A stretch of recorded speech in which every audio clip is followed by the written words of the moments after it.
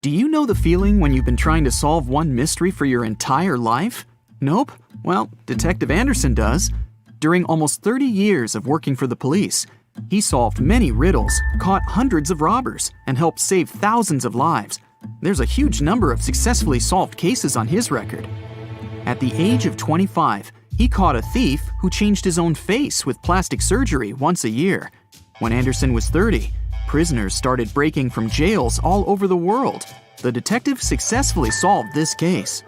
At the age of 38, he discovered the secret base of a forbidden order in a volcano's mouth. By his 50s, he managed to explain all the most inexplicable things in the world. But there was something he couldn't solve. These were two mysteries from the 50s, cases of missing planes. All these years, Anderson has been scrolling through the details of this puzzle. Unfortunately, he was too young when this story began. All he had were guesses and notes. But today, a sudden thought struck him. For the first time in many years, he felt that he could finally solve this mystery. But to do this, he had to immerse himself in this story again. So he opened the closet and pulled out two old magazines with detailed articles about these incidents. The first one happened in the summer of 1955. July 1st, Pan Am Flight 914 was about to depart from New York Airport with 61 people on board. The plane model was a Douglas DC-4. It differed from modern aircraft, having giant propellers instead of turbines. So, all passengers fastened their seatbelts. The plane started taxiing down the runway, sped up, and took off. It went high into the sky and out of sight. Its destination was Florida. The flight time would be 3 hours. Dispatching services were watching the plane on their radar when suddenly, Pan Am 914 disappeared. The operator tried to contact the pilot but received no response. New York reported this to Florida. They said they couldn't see the plane either. Usually, pilots notify via radio if a plane crashes or gets into a storm. But this time, just nothing.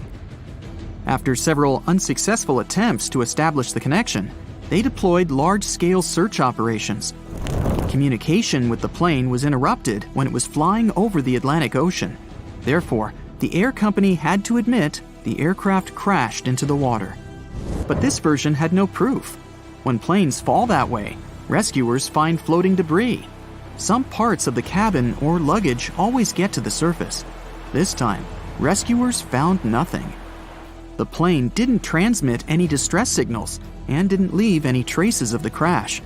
It seemed like it just disappeared into thin air. People forgot about this disaster for 37 years. And then, something bizarre happened.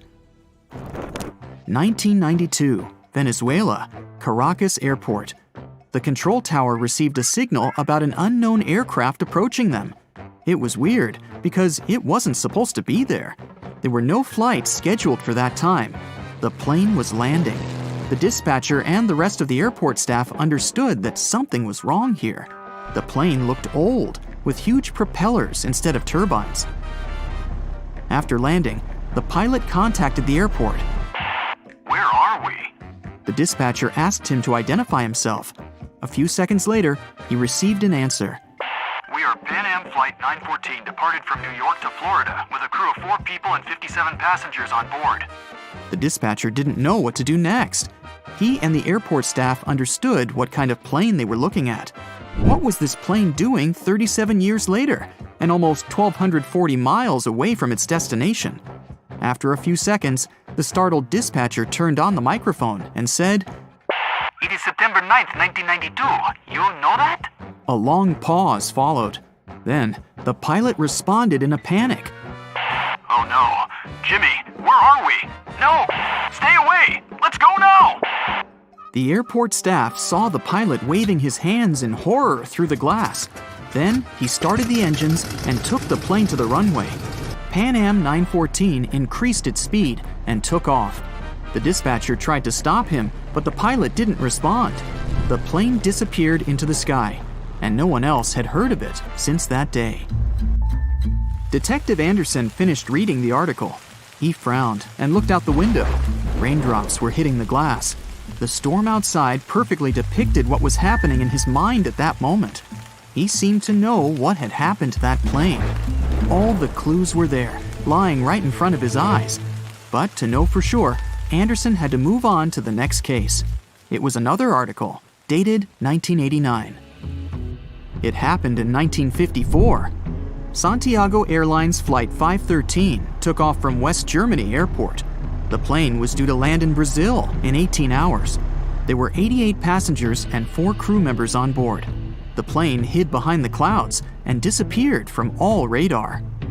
Air traffic controllers were trying to contact the pilots, but didn't receive a response. 18 hours later, they called the airport in Brazil. Those dispatchers couldn't confirm this plane's landing and couldn't contact the pilots either. The search operation lasted for several months, but they found nothing.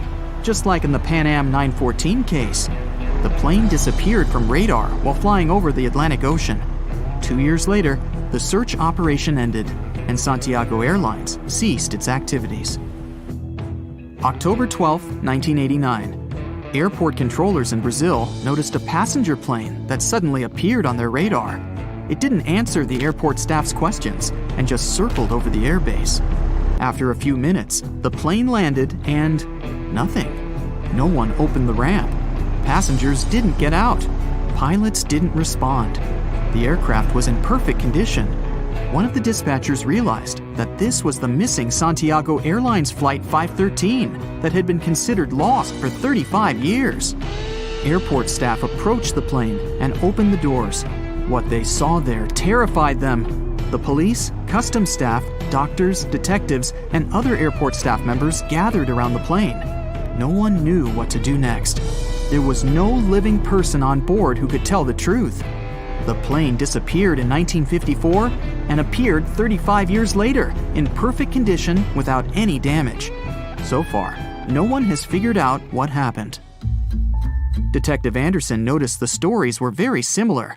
Pan Am 914 disappeared in 1955. Santiago Airlines 513 vanished in 1954. The difference was almost a year. Anderson scratched his head and noticed another little detail.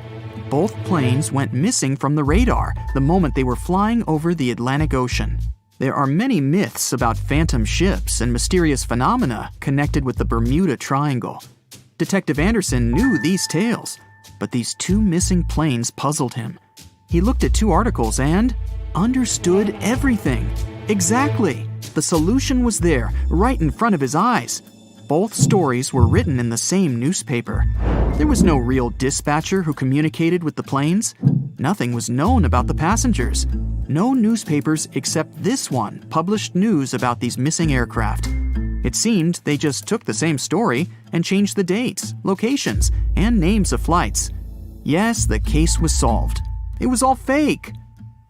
The rain stopped. Detective Anderson looked out the window and heard the sound of a passing train. He remembered another weird and fake story. A story about a phantom train. It took place in Italy in 1911.